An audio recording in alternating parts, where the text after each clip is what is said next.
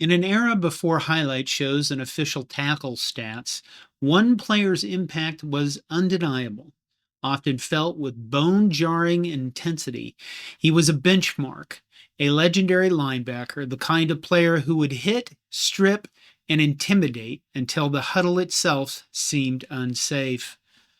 Dick Butkus played all out, all the time, every game, every practice, embodying a style that was often described as violence and intimidation. This video is the story of a man dubbed the Maestro of Mayhem. Green Bay Packers fullback MacArthur Lane once said of him, "If I had a choice, I'd sooner go one on one with a grizzly bear. I pray that I can get up after every time Butkus hits me." Richard Marvin Butkus was born on December 9, 1942, the ninth child of Lithuanian immigrants John and Emma, in a cramped flat near 89th and Houston on Chicago's South Side. His father was an electrician at Pullman Standard, the makers of luxury railroad cars. His mother washed linens in a neighborhood laundry. Hard work and harder edges shaped the household long before young Dick found football. Butkus took a city bus every day to attend Chicago Vocational High School, otherwise known as CVS. The varsity coach of the CVS Cavaliers was Bernie O'Brien, a Notre Dame alum. By the time Butkus was a junior in 1959, he was 6'2" and 200 pounds and quickly became the star player on his team. His junior season, CVS tied Lane High School 6-6 in the playoffs, and the two teams split the championship. That season, Butkus was unanimously voted as Chicago's Star of the Year, the first time a junior had earned such an award. In 1960, Butkus got injured during the playoffs, and CVS didn't repeat their championship. But by the end of his senior year, colleges across the country are aware of who he is.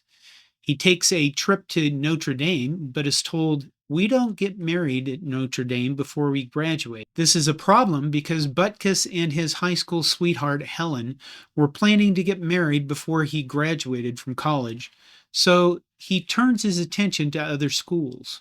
Illinois coach Pete Elliott was a good enough salesman to snag him at the University of Illinois and convince him to stay close to home. Freshmen were barred from playing varsity football, but as a sophomore center linebacker in 1962, he logged 97 tackles and snapped every offensive down. The 1963 Illini stormed to an 8-1-1 record, winning the Big Ten and finished number 3 in the AP poll. They garnered a Rose Bowl berth. Butkus notched 15 tackles against Washington, twice stoning 210-pound Junior Coffee at the goal line despite a dislocated thumb he popped back into place between plays. Butkus became an unanimous first-team All-American and won the Chicago Tribune Silver Football awarded to the best player in the Big Ten. How did Butkus motivate himself? He tells us in his book, Flesh and Blood. "I knew that motivation was the key to performance, so I began searching for ways to bring new energy to my role. To find that fire, I began to fantasize. I had been fantasizing since I was a little kid, only now the dreams were not only about doing marvelous things with the football. Now I was making up stories to stoke my anger, creating images from somewhere deep inside me, calling up stuff from my memory and twisting it to work in my favor. An easy exercise was to pretend a star offensive player on the other team had done something to me or a member of my family. By game time, I was usually volcanic. My emotions had been built steadily all week, bubbling like hot tar, and when I saw the opposing team come out on the field, I looked for the guy who could hurt us most, and if I had never seen him before, I studied him, measured him. Now I had a face and a number, a most wanted poster, to focus all my anger on. It didn't matter that my seek and destroy mission had been fabricated, nurtured like a rattler's venom, or even that the poor guy had never really said anything about my mother.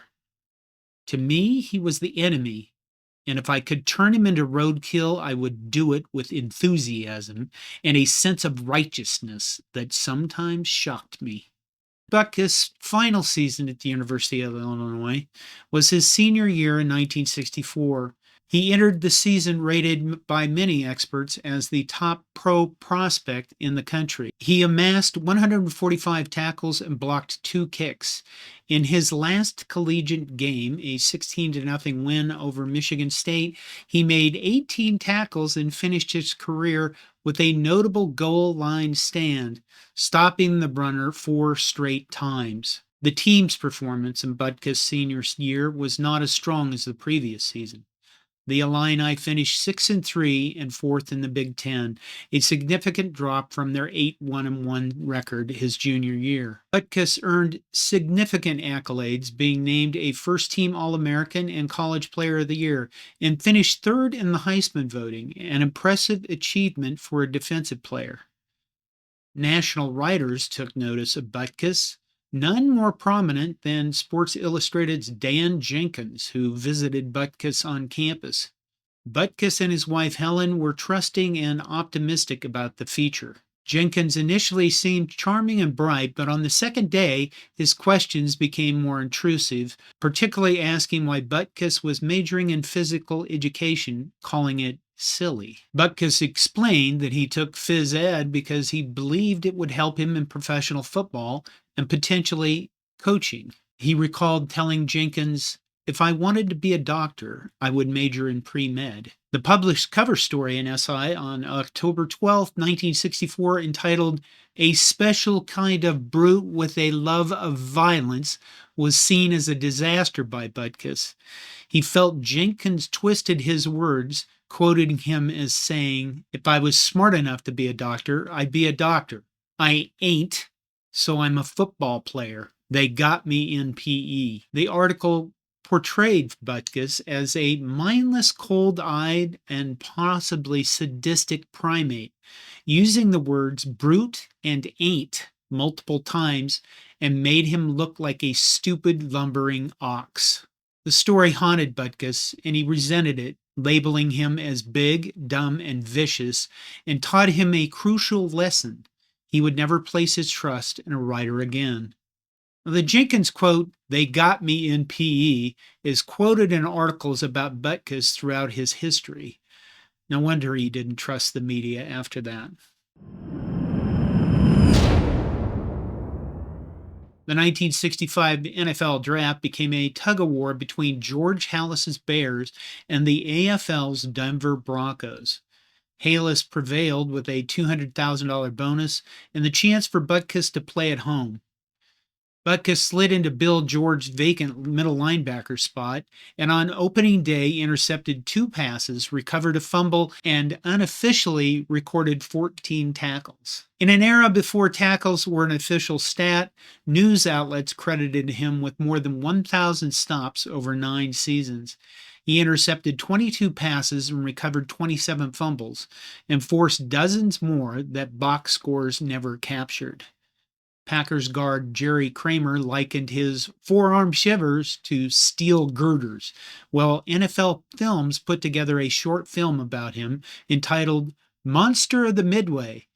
It includes the line, "The way he tackled, he turned every stadium into a torture chamber." And you can find it on YouTube and see Butkus at his finest. There's also a line from an official who told Butkus not to wag his finger at him or the official would bite his finger off. Butkus responded, "If you bit my finger off, you'd have more brains in your stomach than you would in your head." The 1969 season epitomized the paradox of Butkus' career with the Bears. Chicago finished 1-13, yet writers voted him Defensive Player of the Year. Every week he fought double teams and still found ball carriers. Every Monday he soaked swollen knees in ice baths and swore he would do it again. Surgery after a 1970 ligament tear patched him up briefly.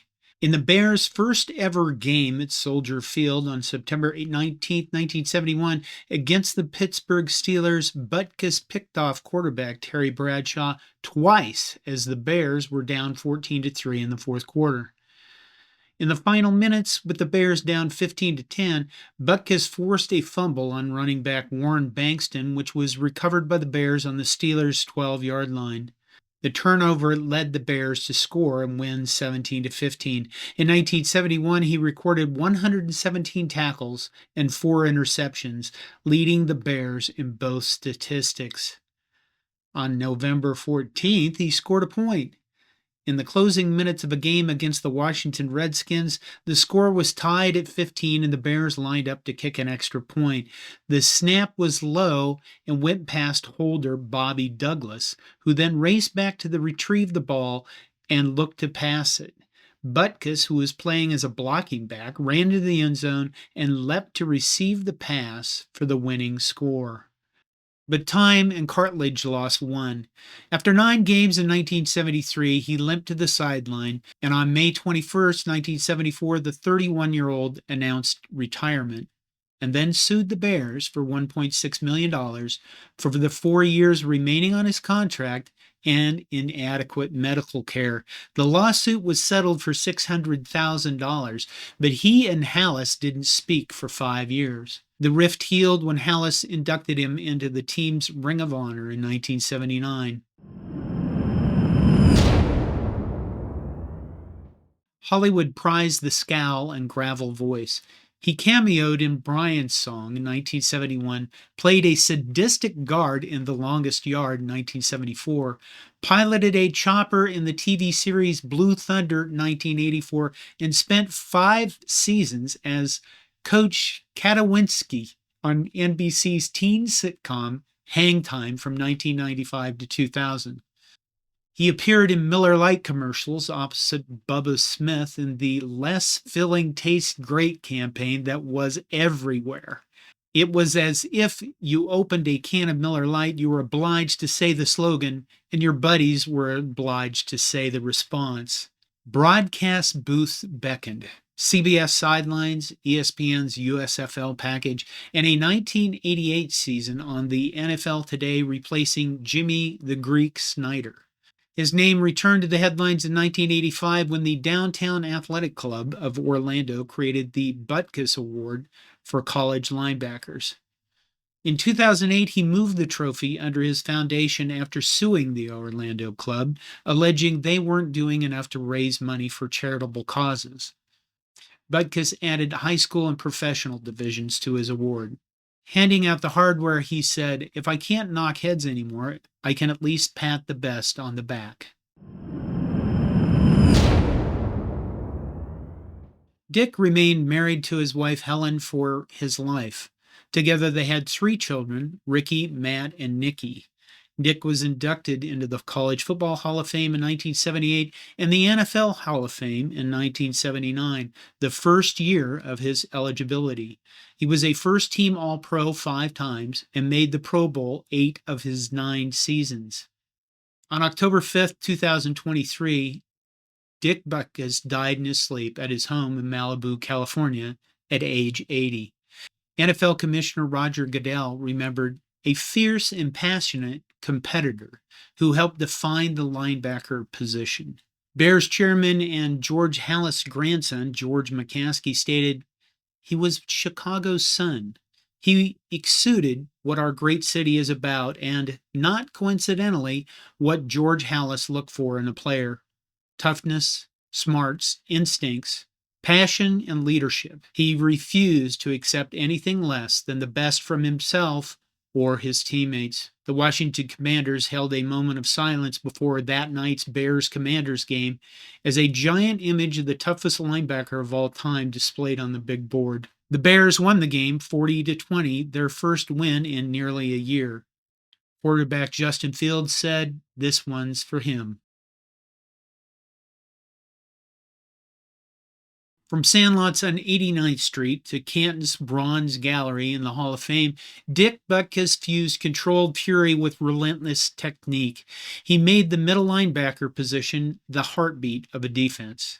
Today, when a young defender hosts the Butkus Award, he inherits more than metal. He accepts a stern challenge to marry instinct with integrity, and then the words of that grizzly-bearing fullback, to leave opponents praying they can get up again. I'm John Johnston, and this is Hardcore College Football History. Thank you.